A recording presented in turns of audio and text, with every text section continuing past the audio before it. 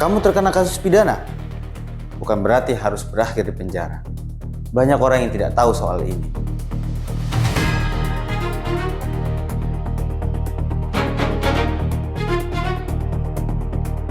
Halo semua, kembali lagi bersama saya, Mas Sakti Esa Jaya di Bahas Hukum.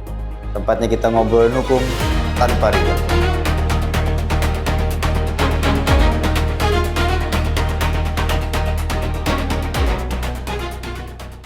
Hari ini kita akan sedikit mengulas terkait dengan kasus pidana itu nggak harus selalu melulu berakhir di penjara.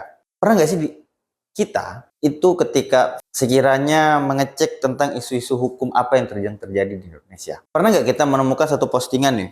Misal, seseorang yang sedang mencuri, terus mendapatkan pengamukan massa, gitu. Sedangkan mendapatkan seruan-seruan di media sosial bahwa, wah harus tangkap dia, penjarakan dia, biarkan dia membusuk di ruang penjara. Pernah nggak sih kita sering menemukan itu? Sehingga ada satu hal yang cukup menggelitik gitu ya.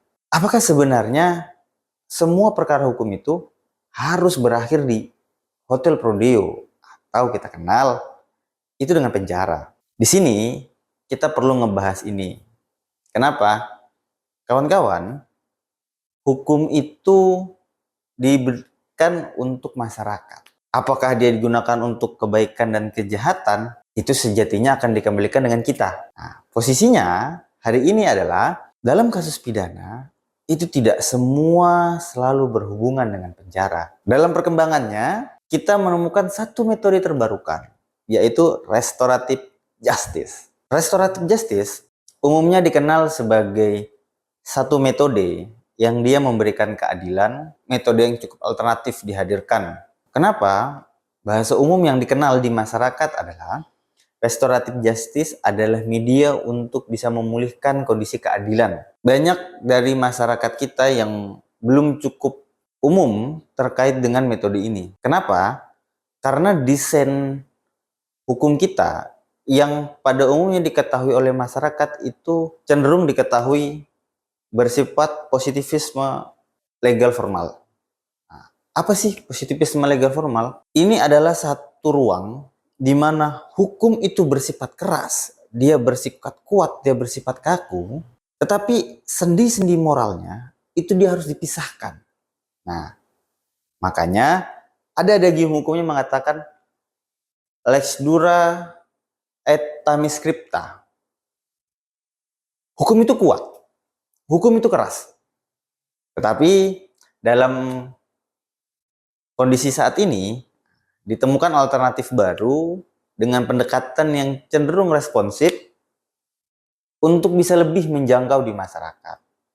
Tidak hanya bersifat memberikan hukuman kepada pelaku, tetapi bagaimana kita sebagai korban itu juga bisa merasakan pemulihannya, baik dalam kerugian materialnya, baik dalam kerugian imaterial.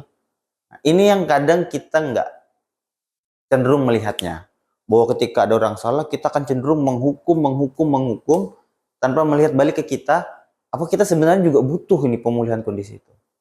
Nah, masyarakat semua bahwa inilah yang harus kita ketahui bersama, bahwa penggunaan metode ini bisa kalian gunakan ke depan. Kemudian muncul satu pertanyaan dalam diri kita.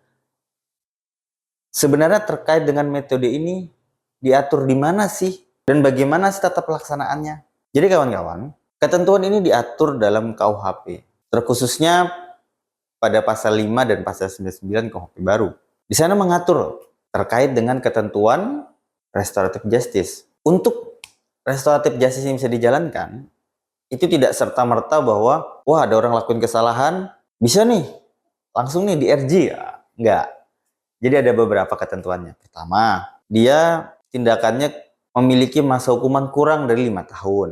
Kemudian yang kedua, bahwa RJ itu harus dilakukan oleh kedua belah pihak, baik pelaku maupun korban. Nah, ini sama-sama menginginkan adanya RJ. Kemudian beberapa ketentuan yang dipersyaratkan dan disyaratkan itu bisa terpenuhi.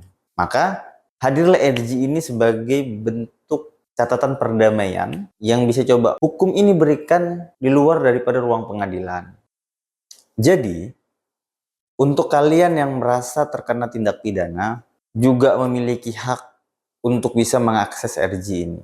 Tetapi ingat, bahwa jangan karena ada RG, kalian merasa bisa semena-mena. Bahwa ada ketentuan tadi yang itu berlaku buat kalian juga. Dan terkhusus untuk para korban yang sedang mencari keadilan, ini adalah saran alternatif yang coba bisa kita berikan untuk bagaimana para masyarakat di luar sana gitu, bisa benar-benar memulihkan kondisi. Sampai jumpa di pertemuan selanjutnya dengan saya Mas Sakti Esa Jaya di Bahas Hukum. Kita akan bahas hukum tanpa ribet.